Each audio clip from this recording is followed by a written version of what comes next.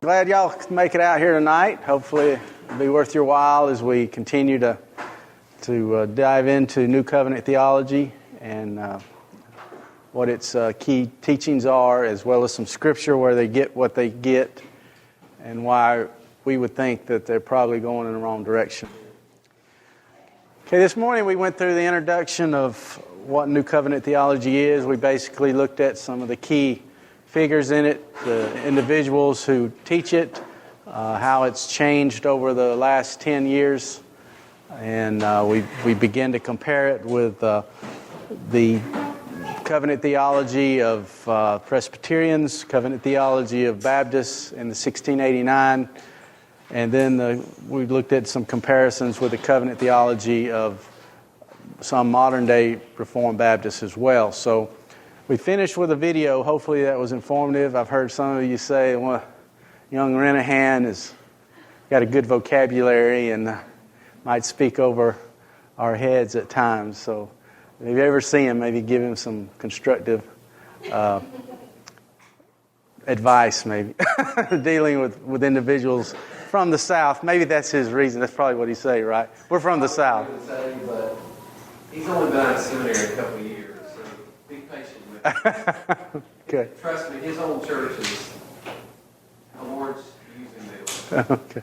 He's having to learn how to communicate to others besides seminary people. Okay, good. Well, tonight we want to start off, we're going to look at some key distinctives of New Covenant theology, and then we'll get into some passages that deal with some teaching that they promote, as well as some arguments against that theology from the New Testament and some passages that would go against their teaching. First of all, some key distinctives. What makes covenant theology? How can you recognize it when you see it out there being taught? First and foremost, it stems from a rejection of the structure of covenant theology. Probably more than anything else, that's where it started from. Calvinistic Baptists saw covenant theology. They looked at dispensationalism. They said, I don't believe that. They looked at covenant theology. They said, I cannot believe that either. That doesn't fit in with my thinking of the covenant. So they immediately set to find this middle ground that they felt was necessary. So they instantly reject the basic structure. Again, I'm saying they're arguing against the Presbyterian perspective of covenant theology, not the 1689 Reformed Baptist perspective. It's founded on the central precept that the covenants of covenant theology, of rejection, the covenant of redemption, the covenant of works, and the covenant of grace are unbiblical and are to be rejected. Ressinger states the overall objection. Covenant theology flattens the whole Bible out into one covenant where there is no real and vital distinction between either the Old and the New covenants of Israel and the church. Now, we would probably say, yeah, if you're looking at Presbyterian perspective, covenant theology does that. They go too far in this continuity between the covenants. They just say that the covenant of grace that we're in today is just another administration. The new covenant is just another administration of the covenant of grace. So probably we could agree with that perspective of Presbyterian covenant theology. I just said that, so we'll move forward. Any comments about that, Brandon? Anything? Okay.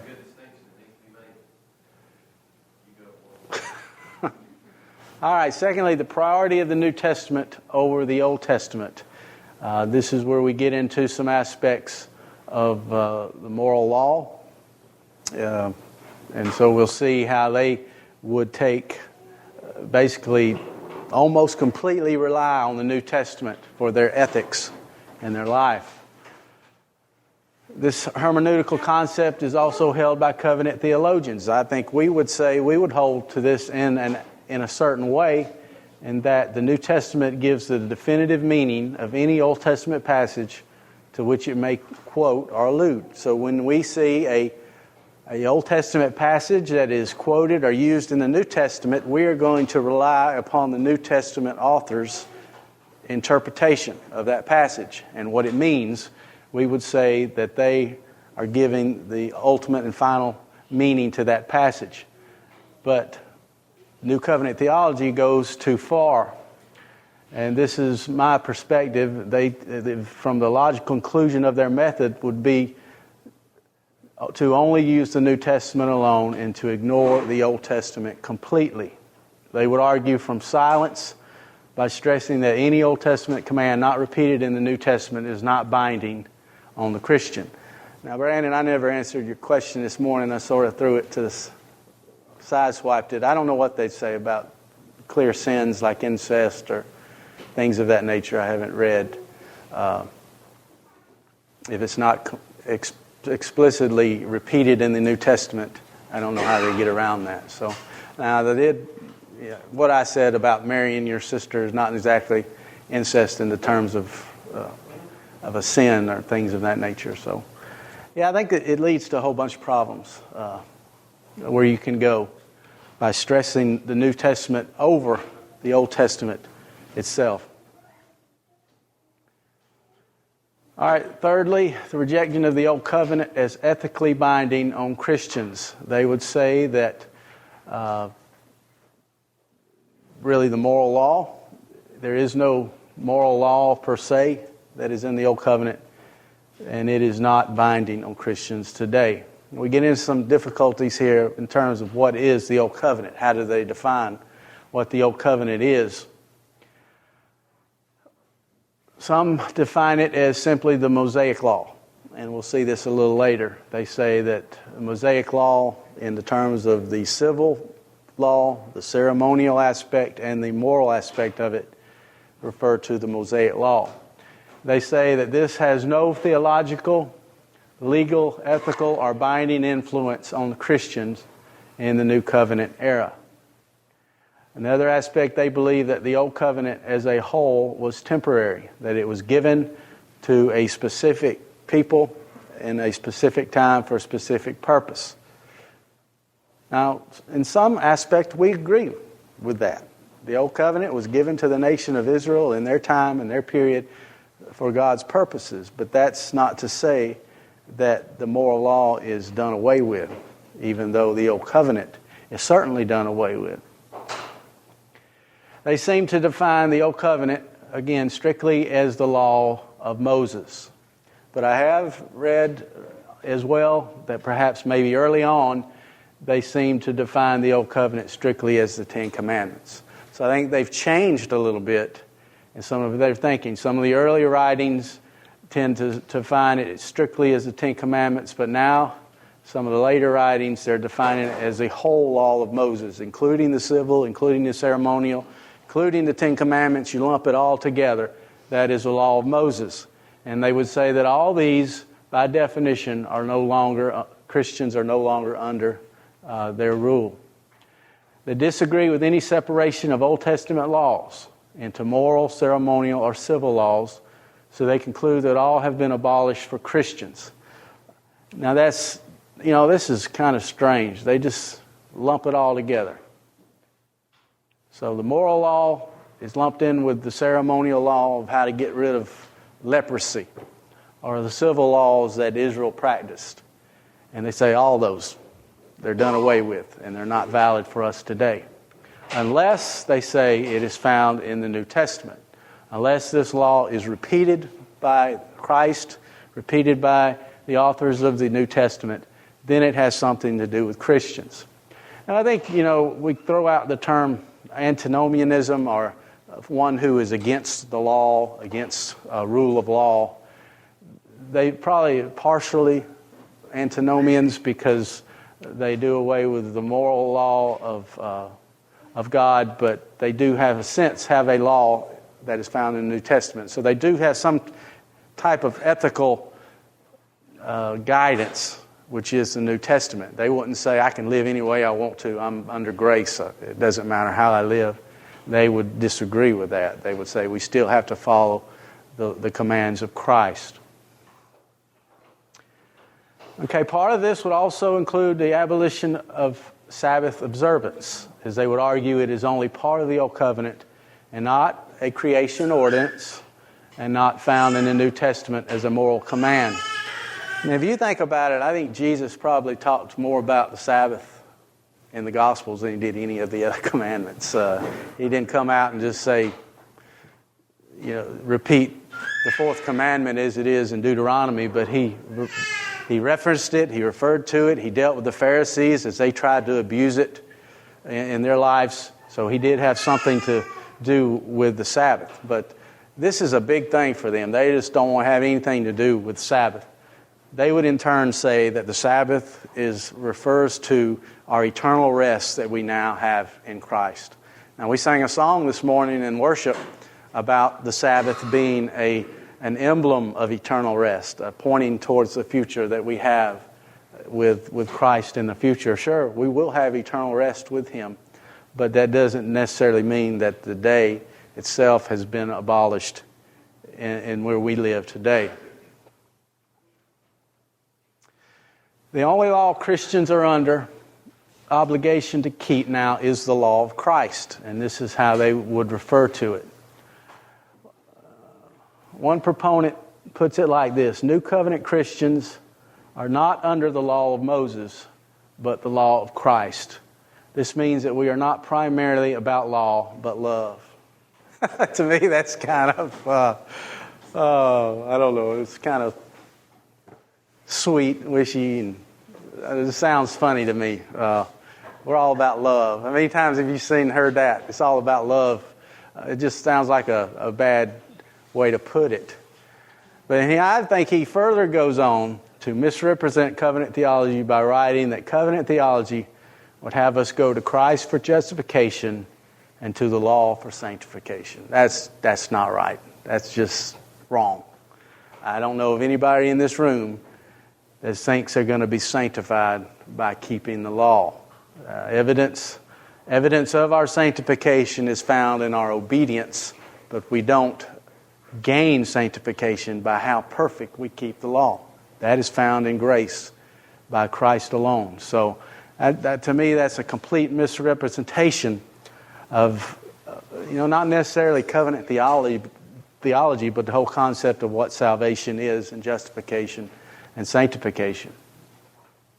Sounds like they don't understand perseverance of the saints. Yeah, in what sense?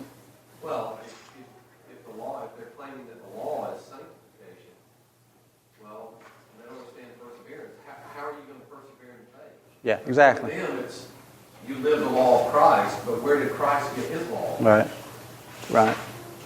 Yeah, you got to have something as a guide to follow. Yeah. Okay, from these beliefs, it would seem then that New Covenant theology proponents do not believe in any kind of moral law or moral law of God that transcends time. And in our video this morning, James Renahan referred to this as well. If that's true, then the question must be asked: if Jesus paid for transgressions of a different law for Old Testament believers compared to New Testament believers, does when you live dictate the laws and commandments you are held accountable to before God? So were the Old Testament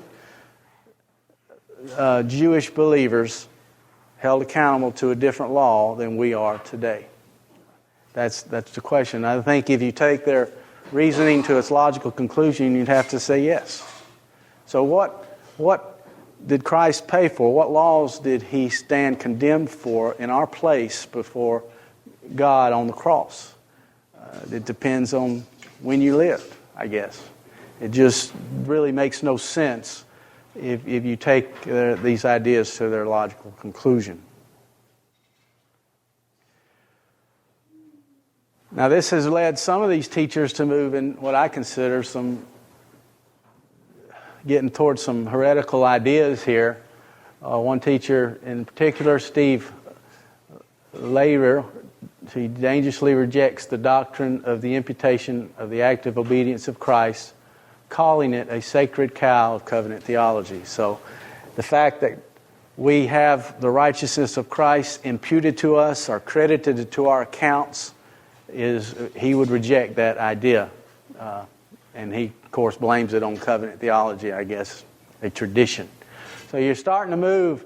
You see how, again, in the video, they talked about how this thinking can move into other areas of theology that they haven't thought through. And we see an example of this here in him rejecting the active obedience of Christ being imputed to Christians. Okay, they also, in my opinion, incorrectly think with respect to Reformed Baptists that the concept of the visible and invisible church as used by covenant theology is a, quote, theological creation that allows a congregation to deliberately and consciously include both believers and known unbelievers in its membership. Do we do that? Do we willingly accept an unbeliever into membership in our church? Who does that? Who? Presbyterians. How do they do it? Infant baptism. This is an attack on Presbyterian view of covenant theology. The fact that they baptize their children as infants and say they are members of the covenant, by definition, even from our perspective, they now have allowed knowingly unbelievers into membership in the church. So to relate this concept of visible, invisible church is an attack on Presbyterians more so than it would be on Reformed Baptists. And it's wrong, I think, in a sense, to say, just throw out this whole idea of visible, invisible church, because that gives you a way to accept unbelievers into your membership. We do not do that, and I don't think any Reformed Baptist willingly, knowingly does that in the life of their church. They try to have a regenerate membership as much as humanly possible, and the church discipline aids in that and allows us to deal with that when we do see perhaps a false professor that has came into membership. So they actually say that there's no such thing as the invisible church. They just do away with the whole concept, saying that the Bible only refers to local visible churches when it says the word church. It does not refer to the church throughout all history, throughout all time, invisible, that we can't see altogether. So, that's just one way I think they throw the whole thing out because of that reason, but I don't think it's a valid reason to disagree with the visible, invisible distinction that we can see in the New Testament. Now, y'all feel free to stop me and ask questions. I know I'm going through a lot of stuff and it's fast, but if you have any questions, just tell me to stop and we'll discuss it more. Barry, I had a question from the very beginning, but I was going to hold it, but you invited me to ask it. When you were talking about what's the background of these proponents of New Covenant theology that they would feel compelled to develop a new theology? I think about a dispensationalist background and they checked that and then went looking. I think probably they did, a lot of them.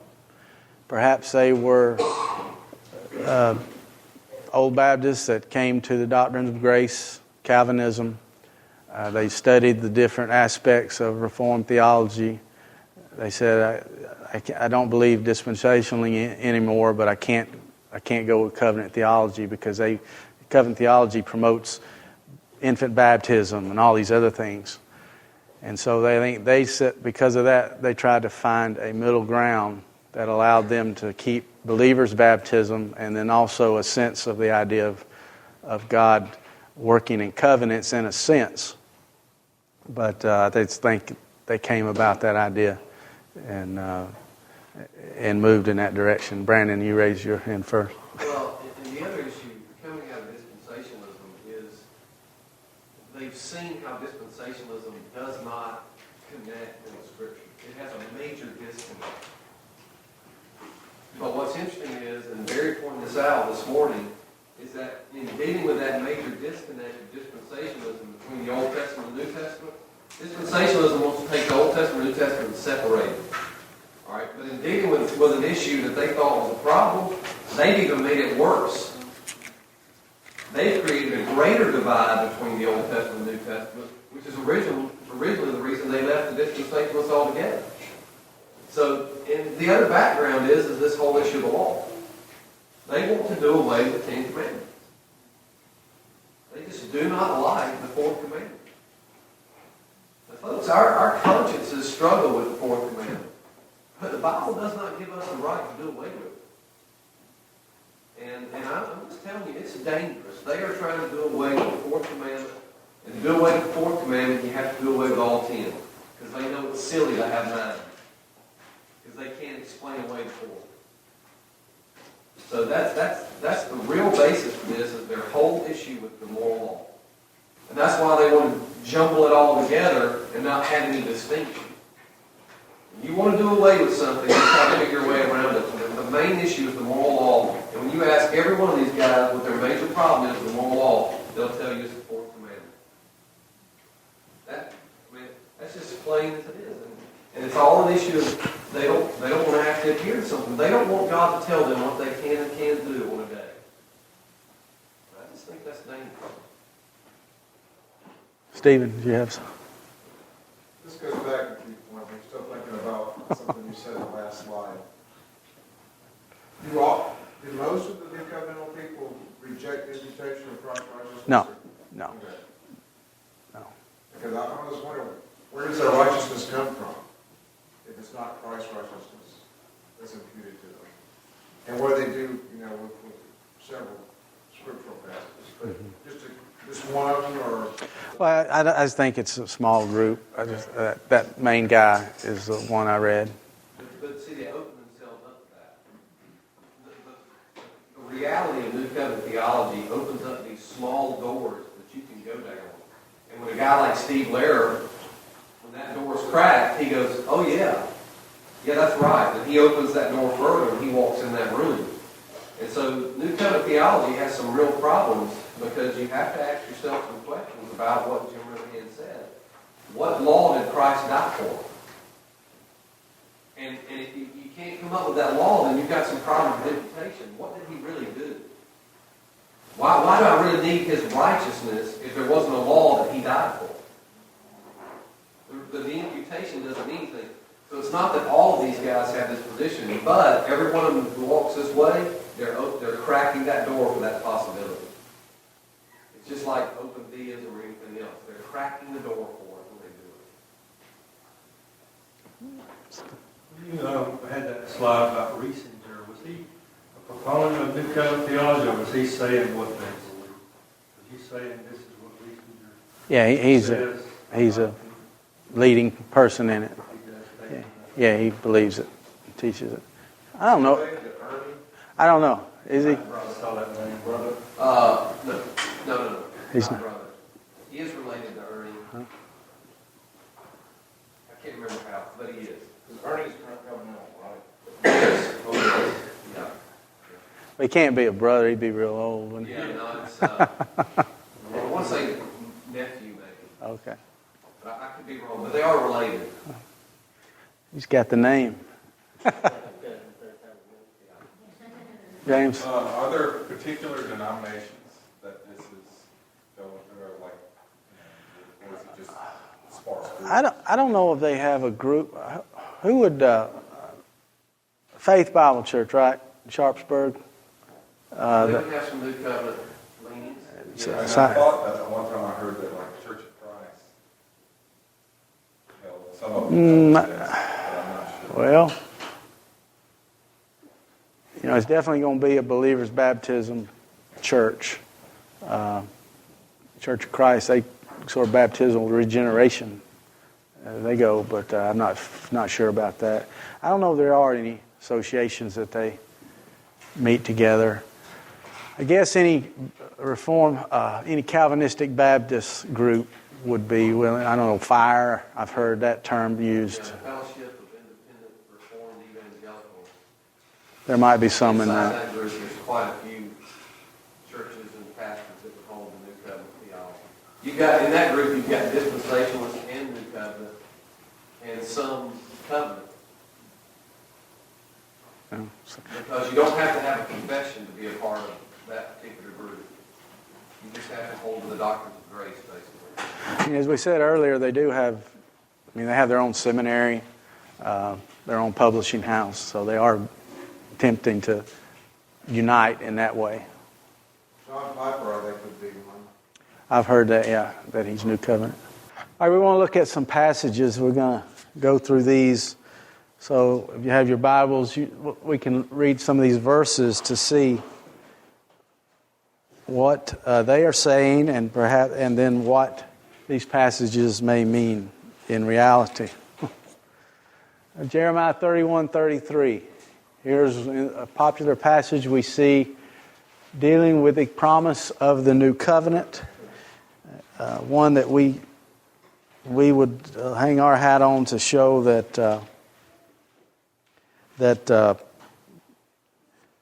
there is a promise. I think I've got the wrong verse here.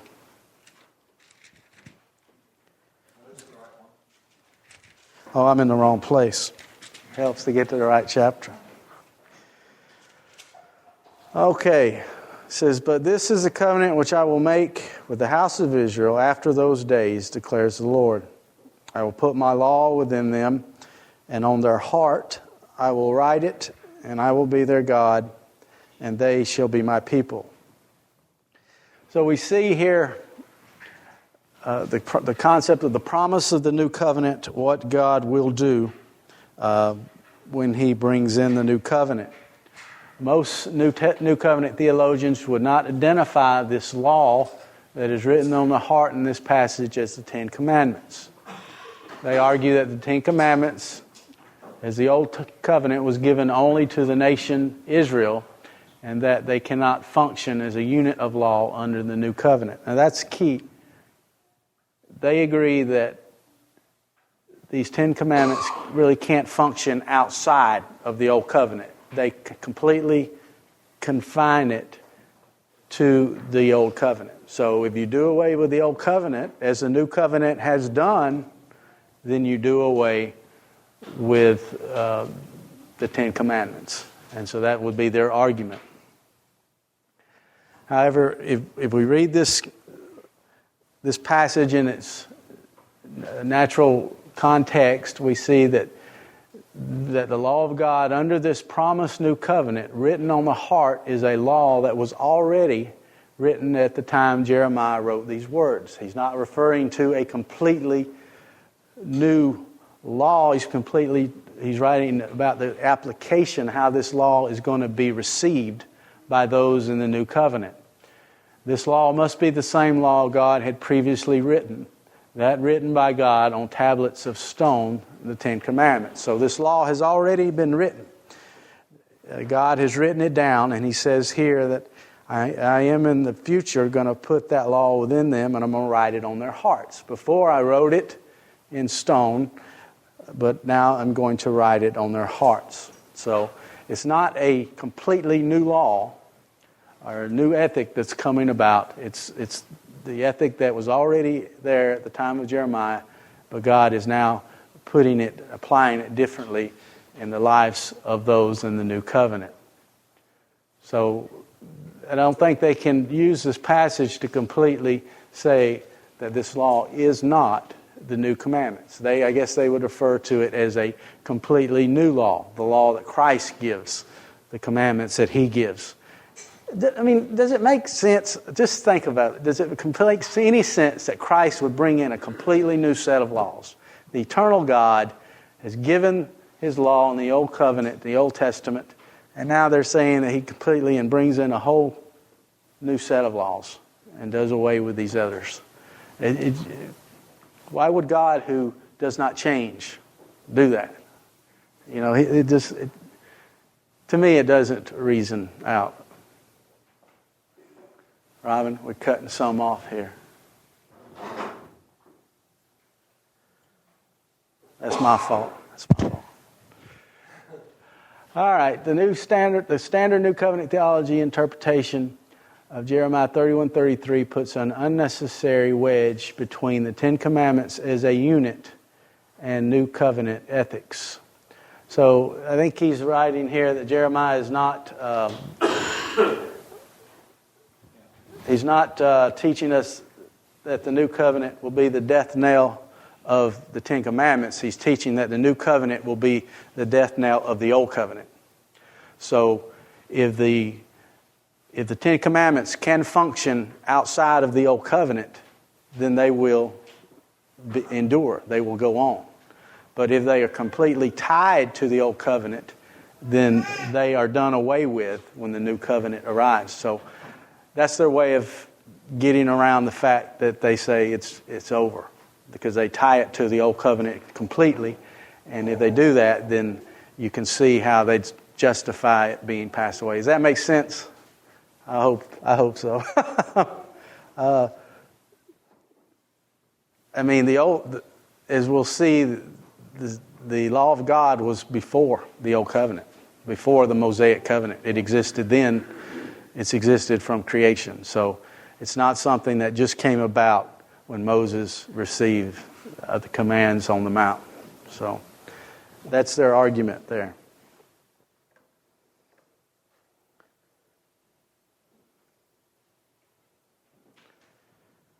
Okay, the identity of the Old Covenant. We've touched on this a little bit already, of what exactly is the Old Covenant. Again, some identify the Old Covenant as strictly the Ten Commandments, and others place it as the whole Mosaic Law, which is the moral, civil, and ceremonial. And either way, either way they do it, they would argue that the Ten Commandments are abolished for Christians, since they are tied to the Old Covenant and cannot function outside of the Old Covenant as a unit themselves. The question to ask then is, does the Bible view the Ten Commandments as a unit, functioning any other way than as Old Covenant law? And they would answer no, that they are tied one to each other, and that when the Old Covenant was done away with, the law of God in the Ten Commandments were also abolished. A lot of these quotes I'm putting now is from Barcellos' book on the defense of the Decalogue. He argues in these three passages in particular that the fact that the Ten Commandments do function outside of the Old Covenant as a unit. They serve as the basic fundamental law of 1, the Old Covenant, 2, the New Covenant, and 3, for all man. From time beginning, they serve as the moral law. Let's look at these passages to see perhaps how he's getting these ideas. 2 Corinthians 3:3.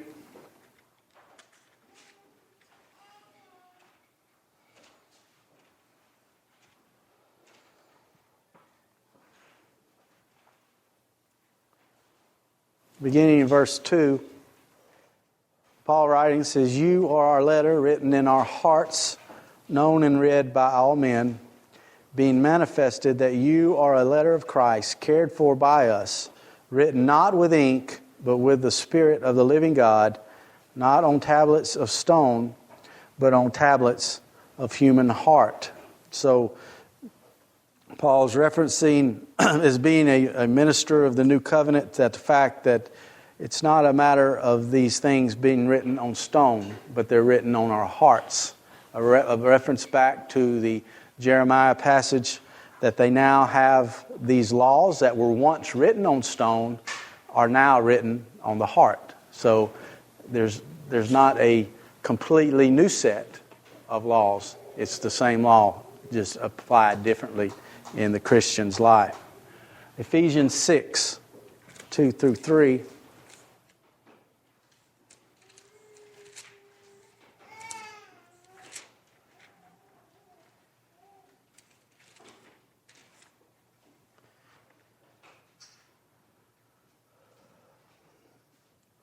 Reference to family relationships, children obeying your parents. In verse 1 it says, "Children, obey your parents in the Lord, for this is right. Honor your father and mother, which is the first commandment with a promise, so that it may be well with you and that you may live long on the earth." If you completely just read that, it sounds, all right, what does that have to do with this? Well, look at what Paul interjects, and you might have parentheses, which is the first commandment with a promise. Sounds like he's talking about a list, right? A list of commandments. And this one he's mentioning is the first one with a promise. Where do we see a list of commandments? What list could he be referring to? 10 commandments, right? And this commandment of obeying your father and mother, honoring your father and mother, is the first commandment in that list with a promise that you would live long. So Paul here is not giving a new commandment. He's quoting from the Old Testament and saying that this is the first commandment with a promise. So he's not completely rewriting what these commandments are. He's given us, he's reiterating the commandment itself. So we see that this is not a brand new commandment that he has given. And then finally, 1 Timothy 1, 8 through 11.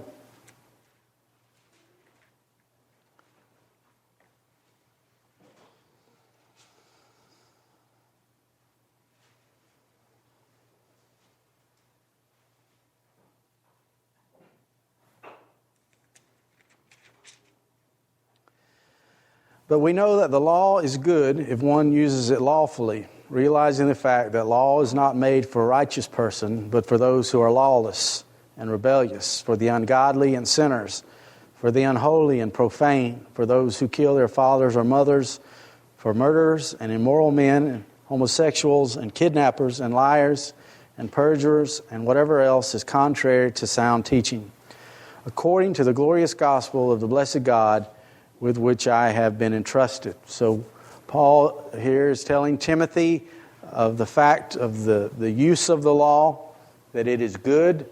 The law gives us recognition of what is wrong, what is sin.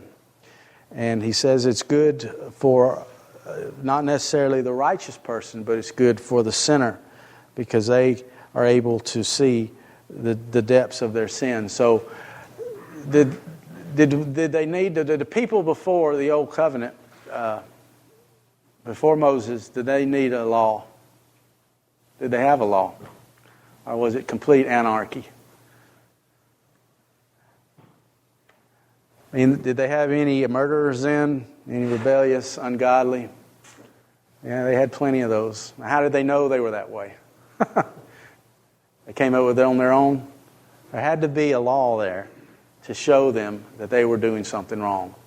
So to claim that the law is simply for those in the Old Covenant actually would go against this passage. No, this law is for all men and for all time. It's given as a reason to show us what righteousness is and what sin is. So it transcends the Old Covenant. It serves as a means or a unit of law outside of the Old Covenant.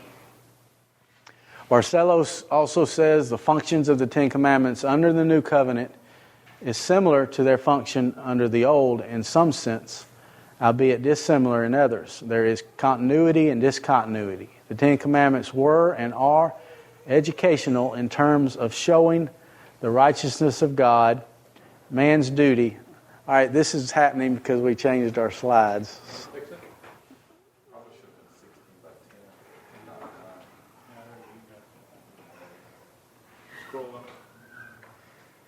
That's not it. Almost. While you're doing that, one of the real practical issues in this whole thing, we as Baptists have been very thoughtful about missions and evangelism over our history. Well, if you don't have a proper view of the law, you can't do proper missions and evangelism. If you've got a Christian friend who says, "Oh, well, we're going to go out and do evangelism, and we're going to do this," but they have no connection to the moral law, and it needs to be asked of them, what kind of evangelism are they doing? I mean, how can you go to someone and tell them they need Jesus? You need Jesus. Well, why? Well, because Jesus said so. And he had a law of himself, and he told people that you needed him.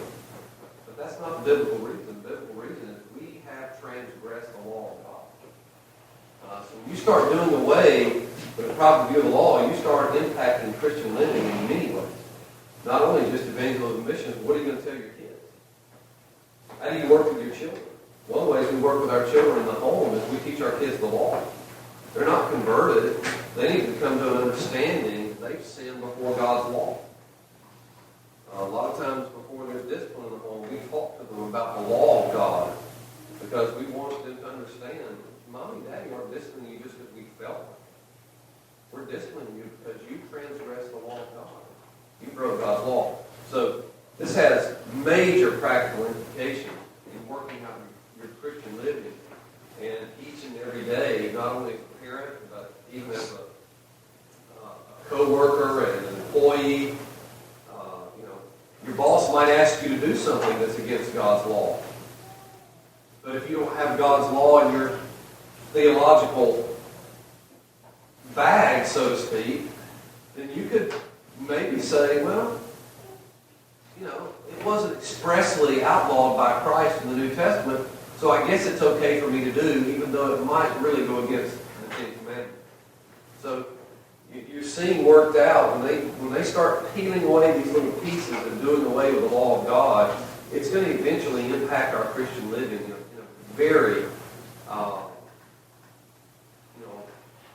other words, when rightly understood, it gives you the power to outlive, like you were saying this morning, outlive Amen. in love, Amen. in obedience to Christ, because you have it in the back of your mind, your grid, as you're going through life, on how you outlook, what's your outlook on life. Oh, yeah. There's no doubt. And that's why this type of stuff has to be exposed and talked about, because if you're not aware of it, then you might be caught off guard. And some things they say, you might go, oh, that sounds okay. Or that sounds good. And so you'll listen to Preacher A on the internet or Preacher B on the CD, and you'll be bopping along doing your thing thinking, well, so-and-so is fine. Well, John Piper's not fine. Is he a Christian brother? Yeah. But he's leading people astray when it comes to the moral law of God.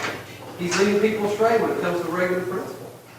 Now, I know Brandon Smith's the one saying that, and John Piper's Mr. Big Name, but it's impacting to us as Christians when things like this come along and pieces of the Bible are peeled away in such a way that it causes strife in Christian living. And it will eventually. It may not at first, but it will eventually. I think it may even put undue stress on Christians to live something we're not really called to live. Yes. Yes. Yes. Vulnerable to temptation and calling you to sin. It is. Yep. That's exactly right. And insecure because you don't have that framework. Yeah. No, that's exactly right. Okay, Marcellus said that the commandments were and are educational in terms of showing the righteousness of God. They reveal what righteousness is by His definition. They reveal to us man's duty, not just those in the Old Covenant, but man of all times. What your duty is before this God, and due to the presence of sin in man, his inability to keep them. The law shows you that you cannot keep these laws on your own.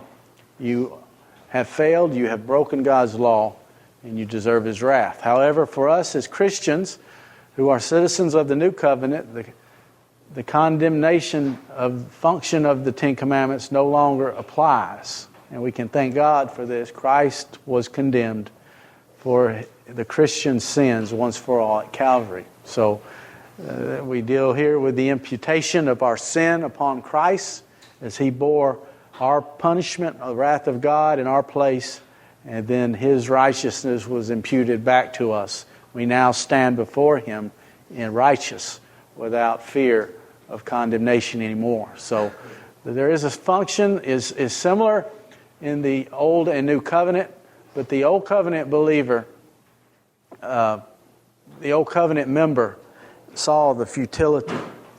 Now, certain of those persons looked forward to the Messiah that was coming, those who were truly elect, that were in the Old Covenant. Because if you were in the Old Covenant, you not necessarily were saved, because it was not a covenant unto salvation.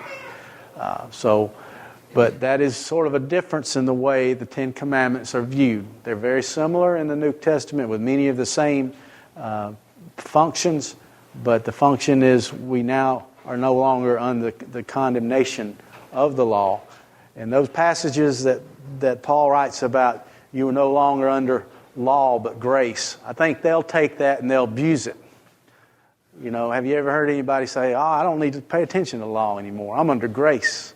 I can go and do what I want to. God's grace is going to forgive us. I mean, that's getting into that antinomianism where you completely reject the law as an ethical standard, and you say, God has set me free from it. And I think that's probably what they would view along those lines in those passages where Paul deals with not being under the law. And he's meaning we're not under the law as a means to salvation. We're under grace, but that doesn't mean the law is no longer our ethical standard. All right, the abolition of the Old Covenant. We've again referenced these. They hold that the Old Covenant has been abolished, and these include the Ten Commandments. Barcellos argues that the whole law of Moses as it functioned, I think it's key, as it functioned under the Old Covenant, has been abolished, including the Ten Commandments. So as the law functioned in the Old Covenant, it has been abolished. It no longer functions that way in the life of the believer. However, to acknowledge that the law of Moses no longer functions as Old Covenant law is not to acknowledge that it no longer functions at all. So they're throwing, I guess, the bathwater out, or the baby out with the bathwater. They're throwing out the Old Covenant, and along with it, we're going to throw the Ten Commandments out with it as well. And I think that's the era they're getting into.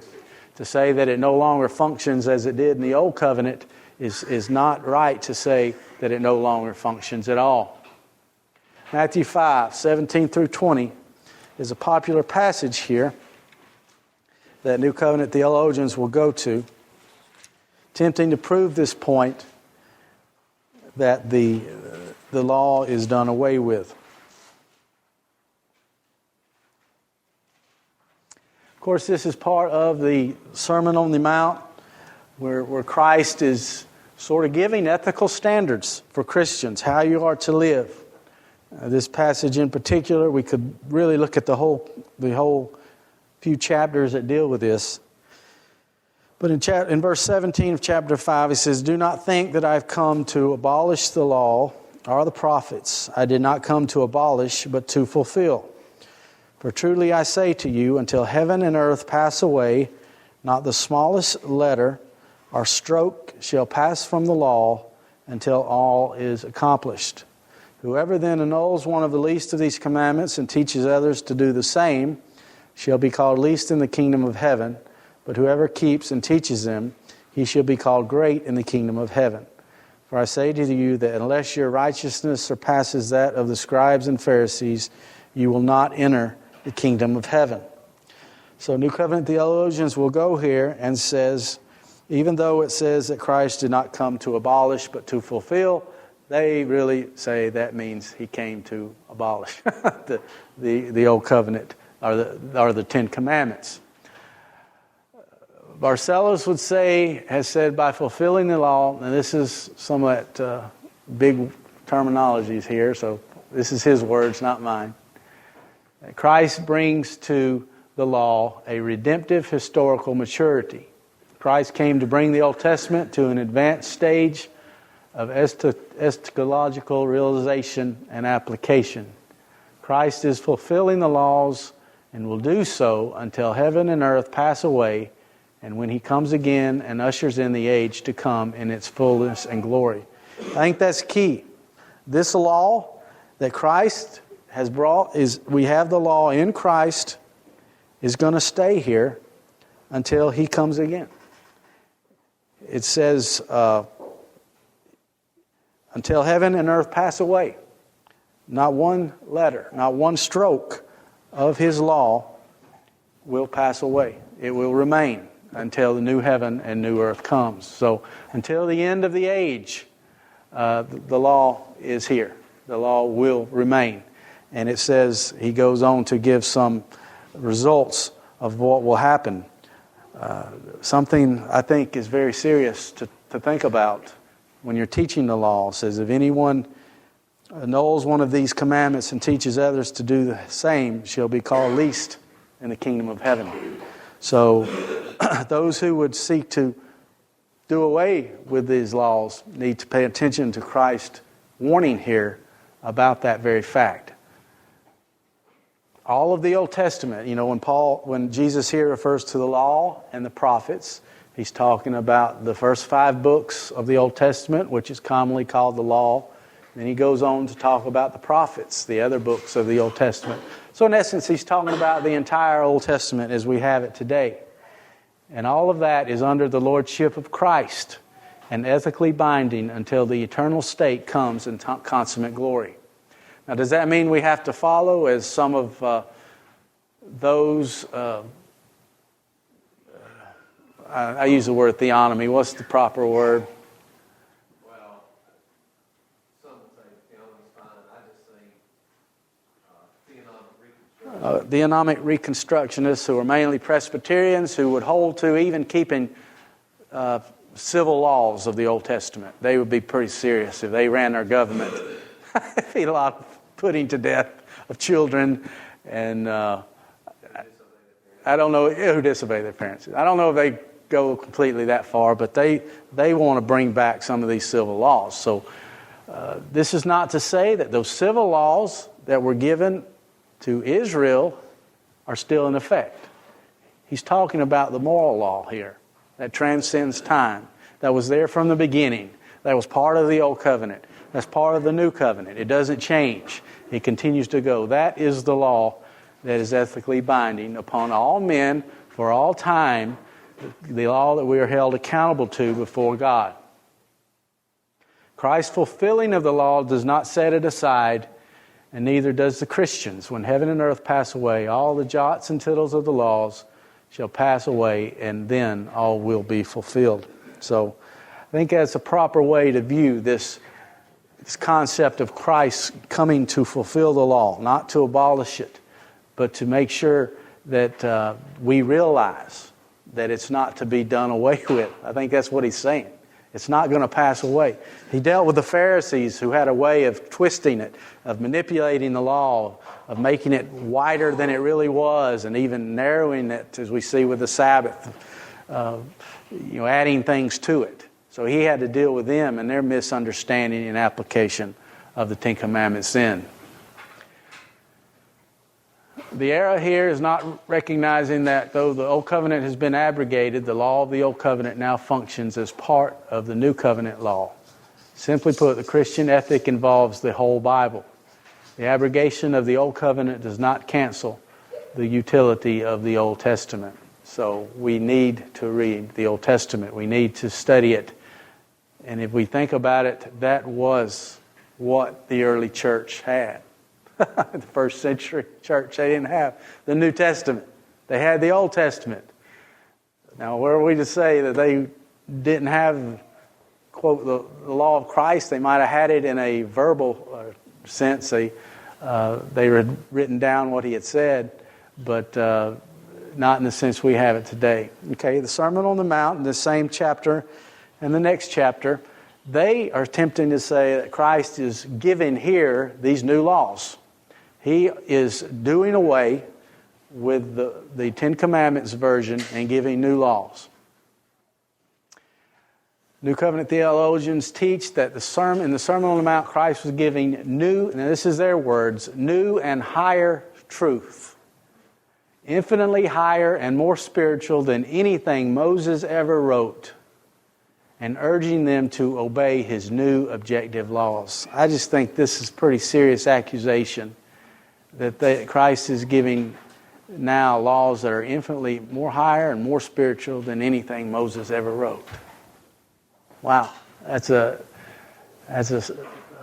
serious accusation. You know, I grew up in a time when there was a certain amount of anti-Semitism in the Baptist church.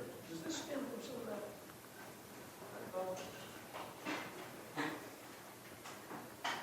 I don't know. 30 Jews killed Jesus.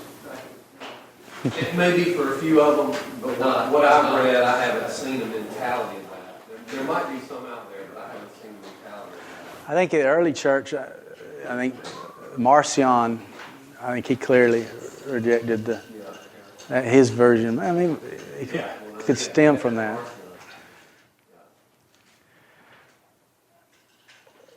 In reality, in the Sermon on the Mount, Jesus simply is stating explicitly what is already contained in the Ten Commandments, explaining and affirming the law's true meaning. His words and those of the apostles in the rest of the New Testament include portions of the very things that Moses wrote. They're often quoted word by word. Paul quotes them. Jesus quotes them.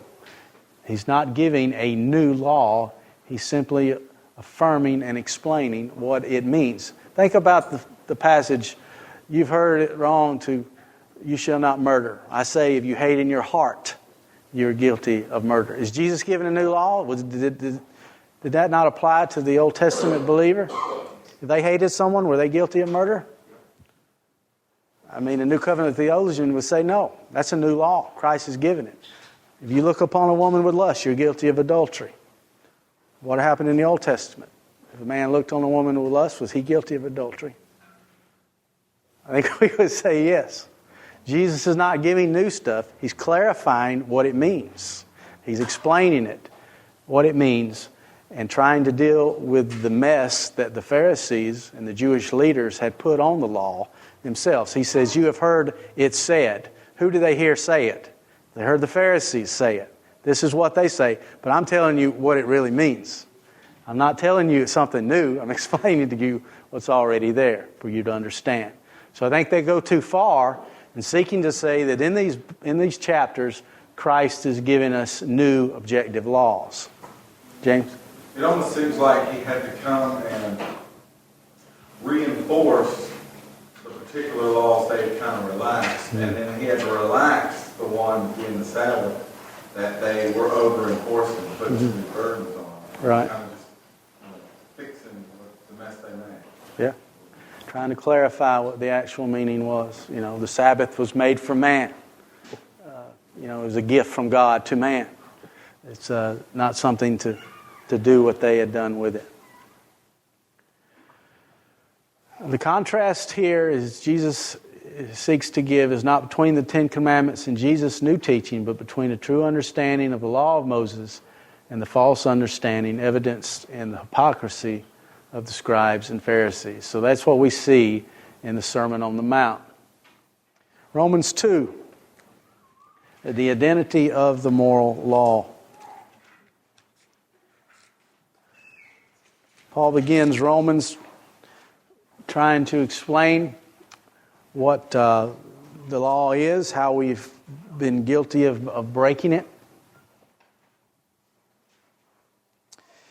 Chapter 2, verse 14 says, for when Gentiles who do not have the law do instinctively the things of the law, these not having the law are a law to themselves, in that they show the work of the law written in their hearts, their conscience bearing witness, and their thoughts alternately accusing or else defending them. So we see here that Paul is referencing a law. It says the law. It's in, my version has law capitalized. So it's referring to the law that the Jews had, the Ten Commandments. So when the Gentiles who do not have that law, they do not have the Ten Commandments written on tablets, instinctively do the things of the law. So how is that possible? How do these Gentiles who don't have the law as the Jews did instinctively do the things that are in the law? Now, this law is certainly cannot refer to the civil and ceremonial laws, because that was given to the Jews by special revelation, as God gave them to Moses to relate to the people. So it's more fundamental than that. Again, Barcellos writes, it should be obvious that what the Gentiles possess is the Ten Commandments, though not necessarily in the identical forms as they appear in the Decalogue.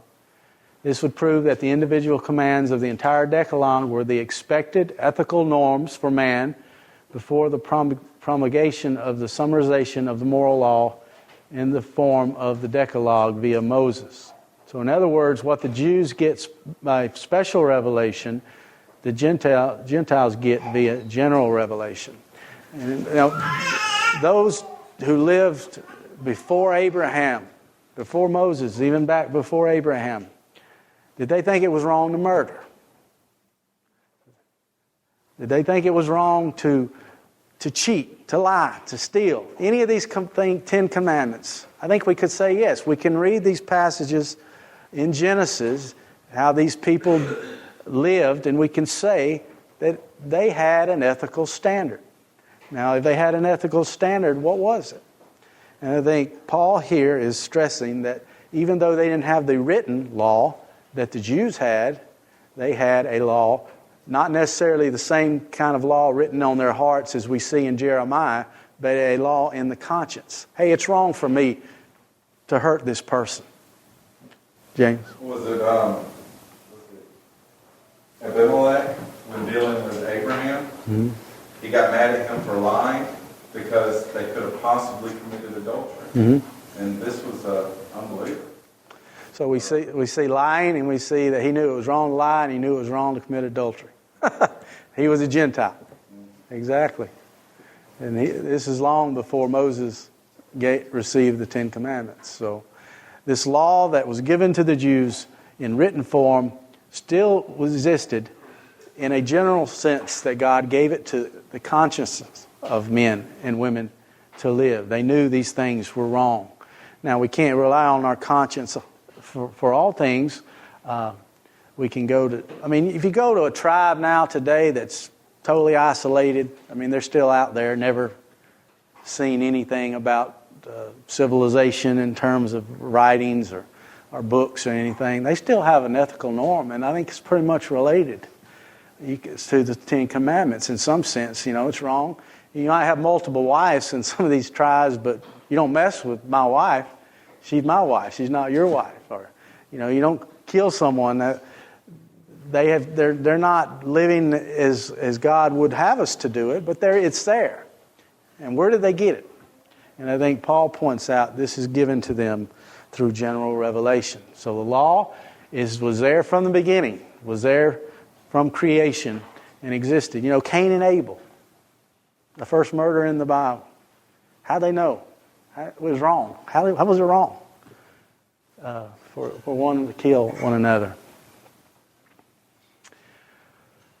All right, in reality, we move from more of an exegetical to a biblical theology here, some concepts related to that.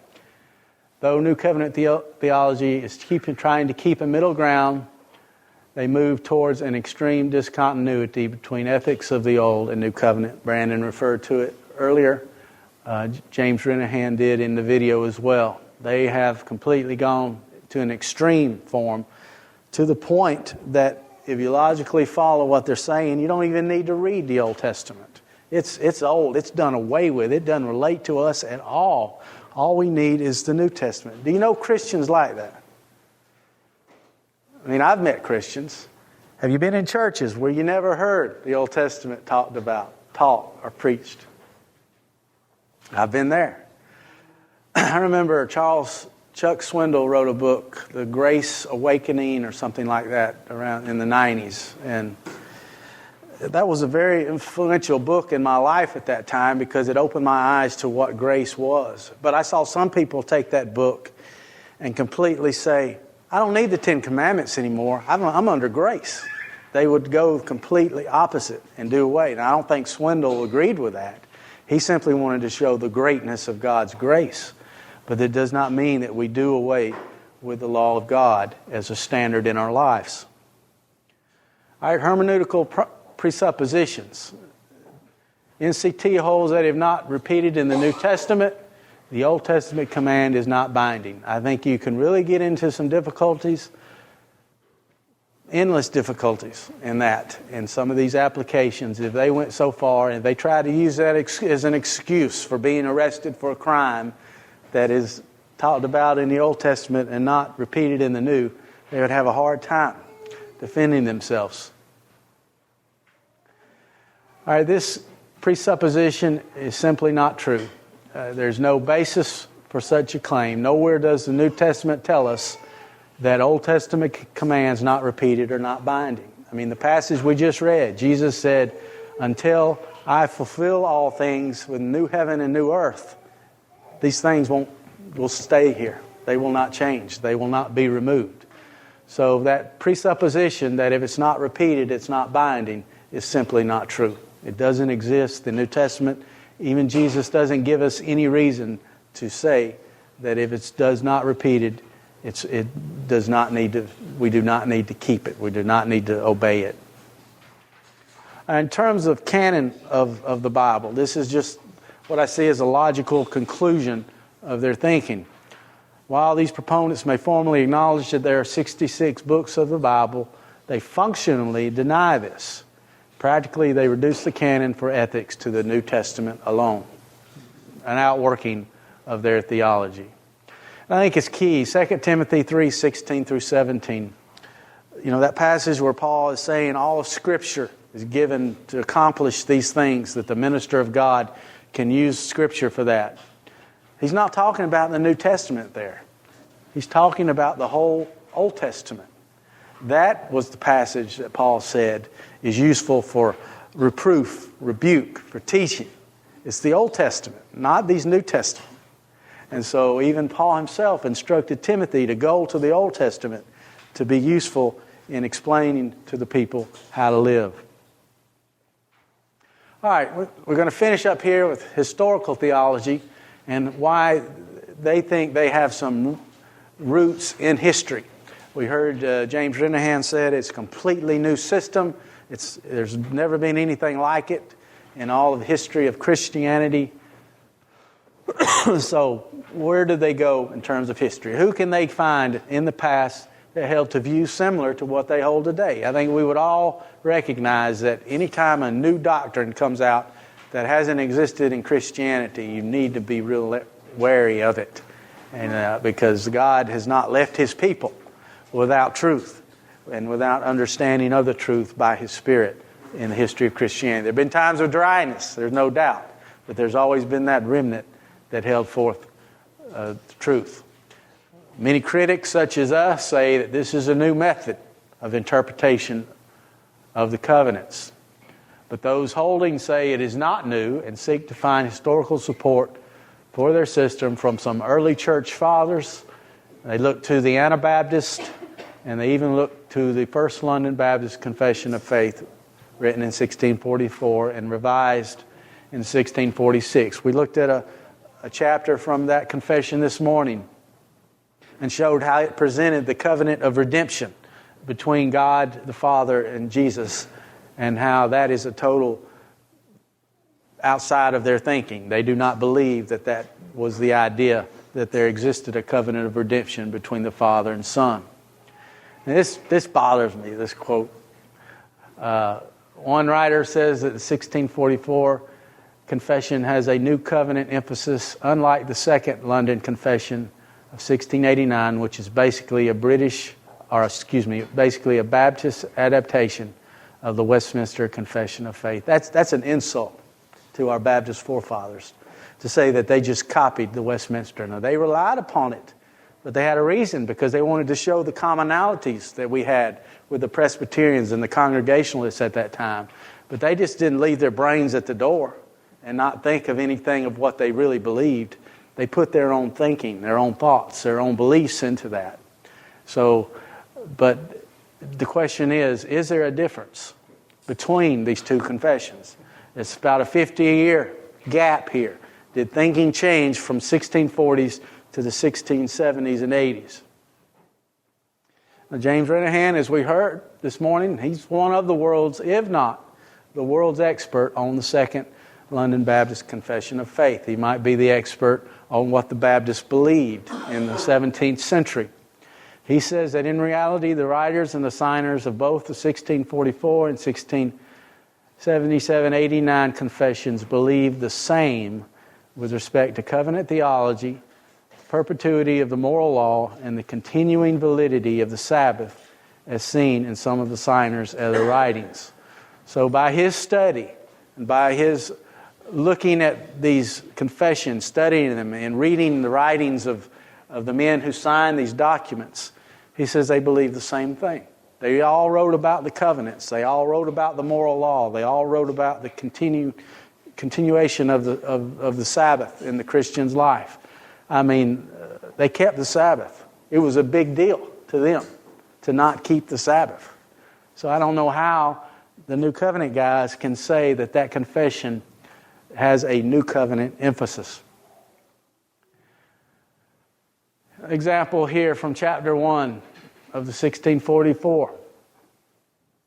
That God as He is in Himself cannot be comprehended of any but Himself, dwelling in that inaccessible light, that no eye can attain unto, whom never man saw nor can see, that there is but one God and one Spirit, one Spirit and one faith and one baptism. One rule of holiness and obedience for all saints at all times in all places to be observed. We don't see new law. We see one rule of holiness. They held to a moral law that transcends time and is applicable to all men.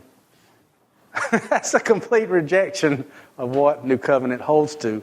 And to say that this confession is more in line with their thinking, I don't know what they're reading.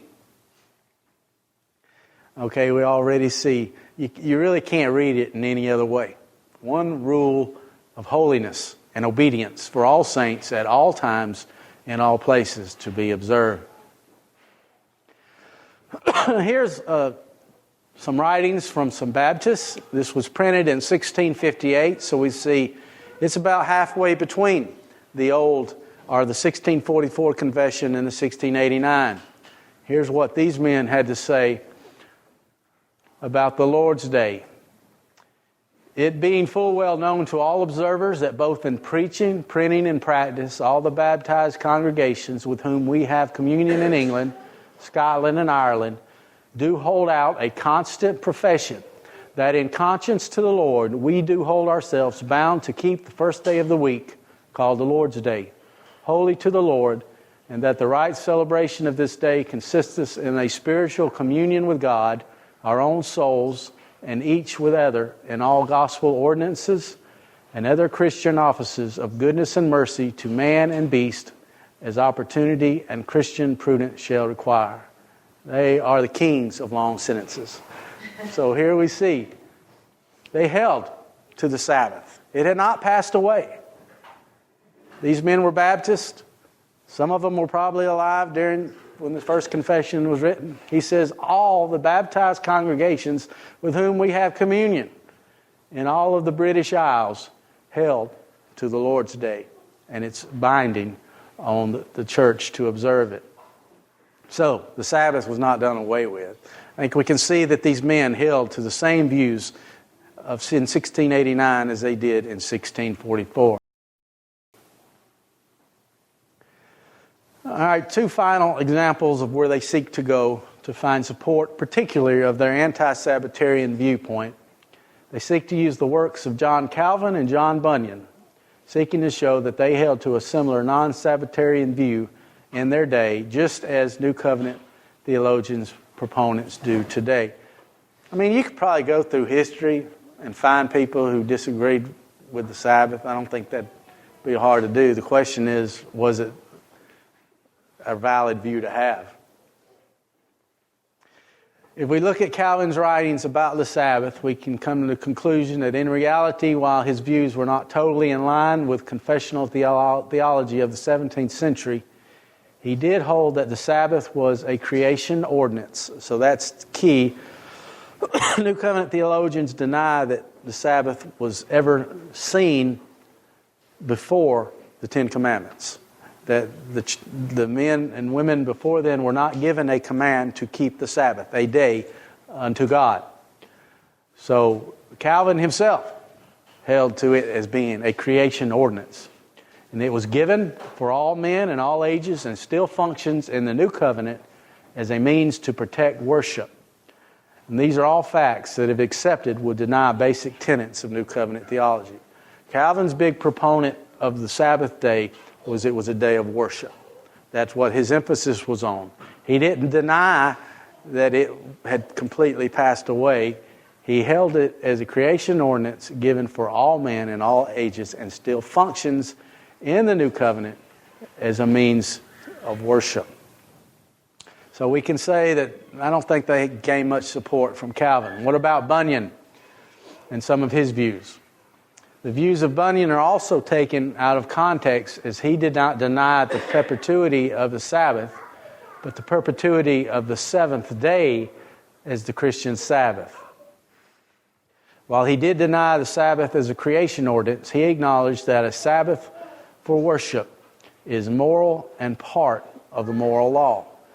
Bunyan's big argument was against those who would be like Seventh-day Adventists today, would seek to say that we are called as Christians to worship on Saturday, the seventh day of the week that God rested on.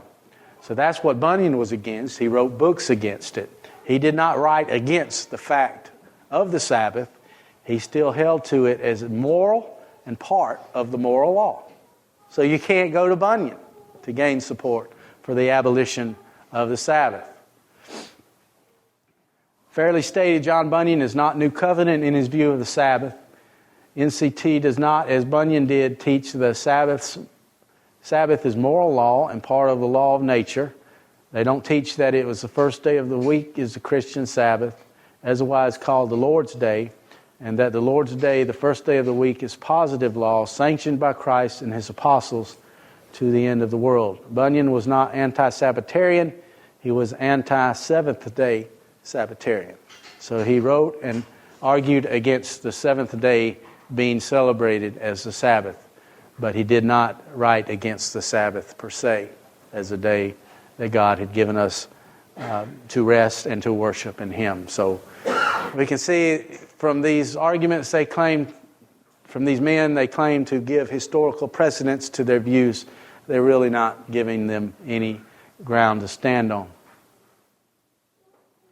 All right, a couple of articles. We're going to close here with this.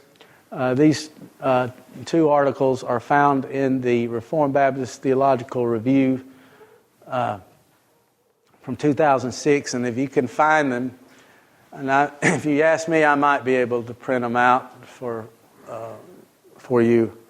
They're very helpful, both by Jim Renahan. The first one, Bound to Keep the First Day, Covenant Theology, the Moral Law, and the Sabbath among the first English particular Baptists. I mean, he pretty much describes what he's writing. What did these men hold to, these things that the New Covenant theologians seek to use to defend their views? What did these first English Baptists really hold to in regards to these subjects? In his second article, Confessing the Faith in 1644 and 1689, again, trying to equate those two. Was there any difference between the 1644 Baptists and those in 1689? And some of what I've already summarized up here is what he comes to as well. But those are good articles to read if you have time and energy to want to do that. Well, that's basically all I have. I know we've gone through it fast. But are there any questions about, I don't know, did I get to some of your... One of the most sobering statements in Scripture dealing with this whole thing is that very verse that's, you were talking about, for truly I say to you, until heaven and earth pass away, not an iota, not a dot will pass from the law until all is accomplished. The very next verse says, therefore whoever relaxes one of the least of these commandments and teaches others to do the same will be called the least in the kingdom of heaven. But whoever does them and teaches them will be called great in the kingdom of heaven. It's just something we need to pay attention to as we study this. Yeah, warning there. Yeah, we need to heed it. It's a serious thing to remove that law, and it's still binding. It's dangerous ground. Any other questions or comments?